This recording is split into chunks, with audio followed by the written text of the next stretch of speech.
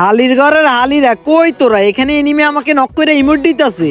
একদম ভালো হয়েছে, দাঁড়া আমরাও এসে ওদের সাথে ইমোট দিতেছি তোরে। হ্যাঁ বান্ধবী ঠিক বলছো, থালারে সবাই মিলে ইমোট দে। কি রে হালির ঘরের হালিরা, আমি কি তোদের টিমমেট নাকি এনিমি? এখান দিয়ে তো এনিমি ইমোট দিতেছে, আরো তোরা টিমমেট হয়ে তোরা ইমোট দেস। হ্যাঁ তুমি হালার পুত যে ভালো, এই কারণে তোমার সবাই ইমোট দিতেছে।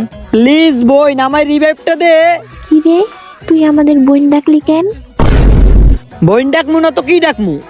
আম্মু ডাকবি, যেটা তুই সব সময় করস আমাদের সাথে।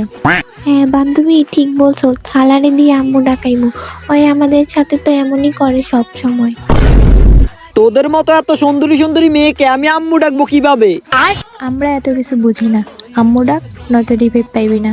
হালার পুত এনিমি, মেয়ে দেখে কিছু করস না আর আমার মায়েরা তোরা ইমোট দিতেছস। আমাদের মতো সুন্দরী মেয়ে দেখে ওরা কিচ্ছু করতেছে না।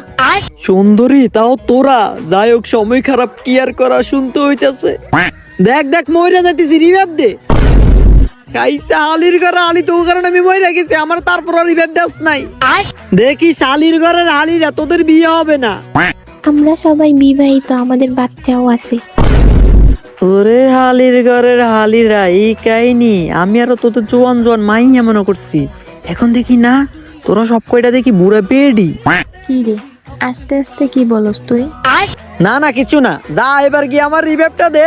তোরে এতক্ষণ রিভাইভ দিই নাই, এখন তরে বুঝি আমরা এত সহজে রিভাইভ দিয়ে দিমু? হ্যাঁ তুমি আম্মু ডাকো, তাহলেই রিভাইভ পাইবা। আচ্ছা ঠিক আছে বলতেছি। আম্মু আপনারা আমাকে রিভাইভটা দেন প্লিজ। দাঁড়াও আম্মু, তোমাকে রিভাইভ দিতেছি। হালির ঘরের হালিরা, এই দিন দিন না আরো দিন আছে, এই দিন নিয়ে যাবে ওই দিনের কাছে, সমস্যা নাই, সময় আমারও আসবে। হালার পুত এনিমি, ওদের তো বিয়ে হয়ে গেছে, কিন্তু দেখিস তোদের একটারও বিয়ে হবে না।